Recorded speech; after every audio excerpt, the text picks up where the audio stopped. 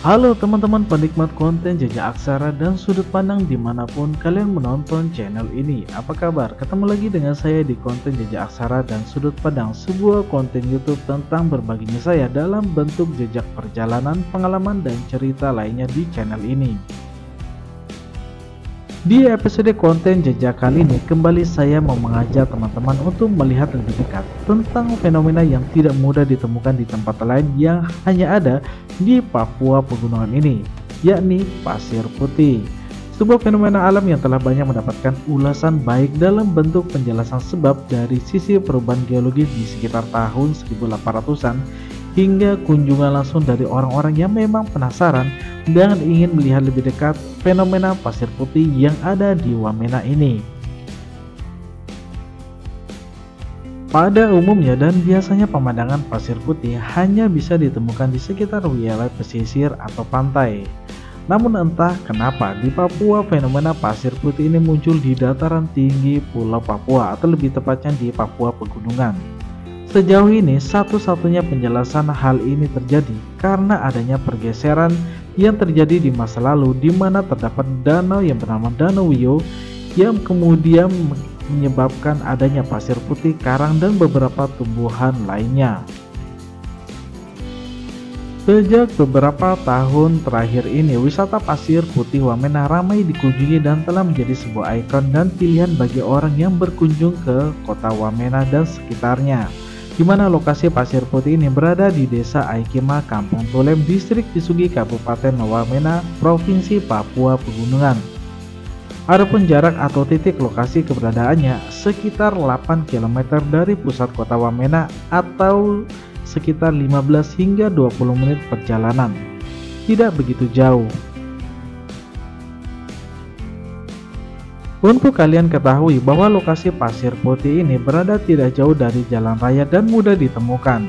Kalian bisa menggunakan jasa angkutan umum yang biasanya melintas di jalur Wamena Kota Distrik Pisugi ini. Selain itu, kalian juga bisa menggunakan kendaraan roda 2 atau roda 4, atau bahkan kalian bisa berjalan kaki untuk sampai ke sini. Tapi kalau kalian jalan kaki, tentu saja estimasi waktunya berbeda ya guys.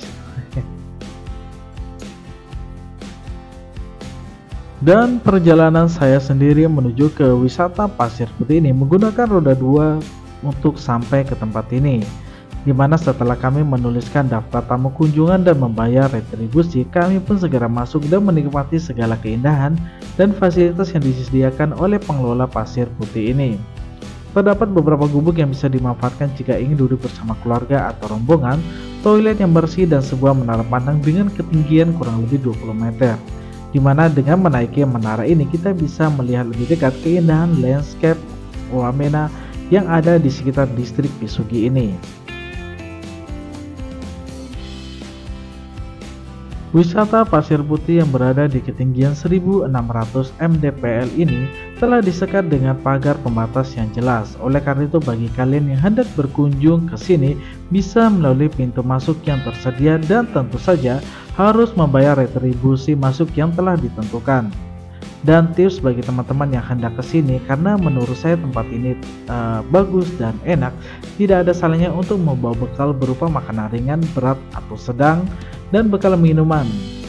Namun jangan lupa untuk tetap menjaga kebersihan tempat dengan membawanya ke tempat-tempat yang telah disediakan oleh pengelola.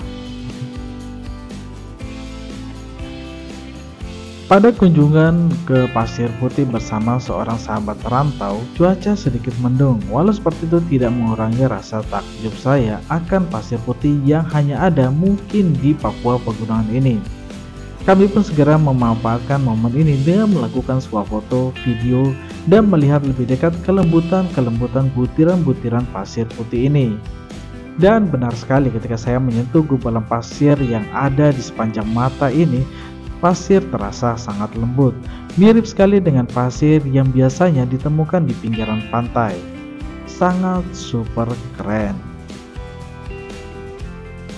Terima kasih untuk kalian sudah meluangkan waktunya hingga akhir cerita ini. Berikan apresiasi kalian dalam bentuk saran dan komentar di kolom bawah ini agar channel Jejak Aksara dan sudut pandang ini bisa lebih baik lagi ke depannya.